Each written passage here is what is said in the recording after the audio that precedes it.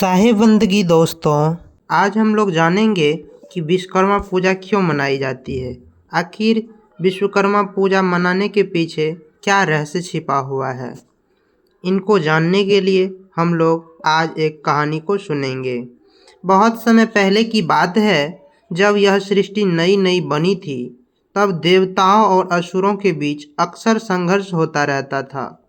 युद्ध के लिए उन्हें दिव्य अस्त्र शस्त्र, महल, रथ और नगरों की आवश्यकता होती थी। तब सृष्टिकर्ता ब्रह्मा जी ने देवताओं से कहा, तुम सबके लिए एक दिव्य शिल्पकार की रचना की गई है। वह तुम्हारे लिए अद्भुत निर्माण करेगा। उसका नाम है भगवान विश्वकर्मा। भगवान विश्वकर्मा ब्रह्मा जी के मानस पुत्र माने जाते हैं। जन्म से ही उन्हें अद्भुत शिल्पकला, वास्तुकला और निर्माण का ज्ञान था। वे जिस वस्तु को भी बनाते, उसमें दिव्यता और जीवंतता का अनुभव होता।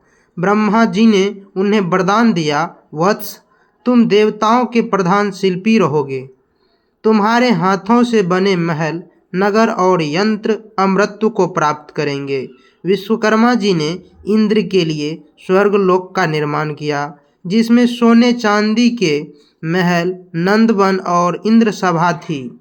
उन्होंने भगवान शिव के लिए त्रिपुर नामक नगर बनाए। सूर्यदेव का रथ, विष्णु भगवान का सुदर्शन चक्र और अर्जुन का गांडीव धनुष, ये सब विश्वकर्मा जी के ही देन हैं।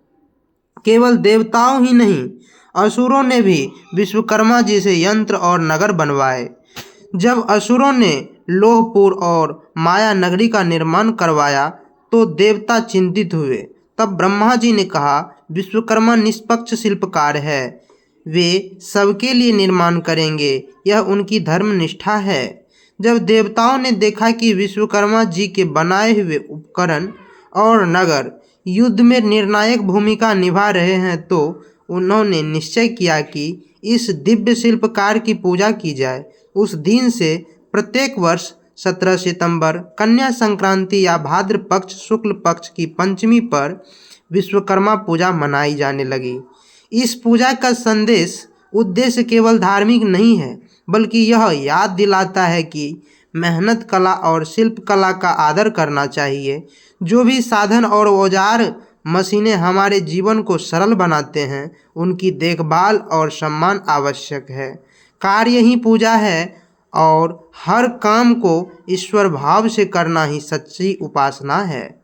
इस प्रकार विश्वकर्मा पूजा हमें यह याद दिलाती है, यह सिखलाती है कि ईश्वर केवल मंदिरों में नहीं, बल्कि हमारे परिश्रम और औजारों में भी वास करते हैं। इसलिए दोस्तों, हम लोगों को सभी उपकरण, सभी प्रकार के वस्तुओं का ध्यान अच्छी तरीक़ा से रखना चाहिए। कोई भी वस्तु का नुकसान नहीं होने देना चाहिए, और कोई औजार हो या कोई कुछ सामान हो, तो उनको अच्छे से संभाल कर रखना चाहिए, क्योंकि इनको बनाने के लिए बहुत मेहनत लगती है। कोई भी शिल्पकार को, अगर हम लोग चाहते हैं कि हम लोगों का जीवन भी पूजनीय हो, हम लोगों का जीवन भी आदरणीय हो, तो हम लोगों को भी विश्वकर्मा के जैसे कुछ न कुछ बनाते रहना चाहिए और अपने जीवन में वस्तु का महत्व देना चाहिए। वस्तु को भगवान के समान समझना चाहिए और वस्तु में भी भगवान का दर्शन करना चाहिए।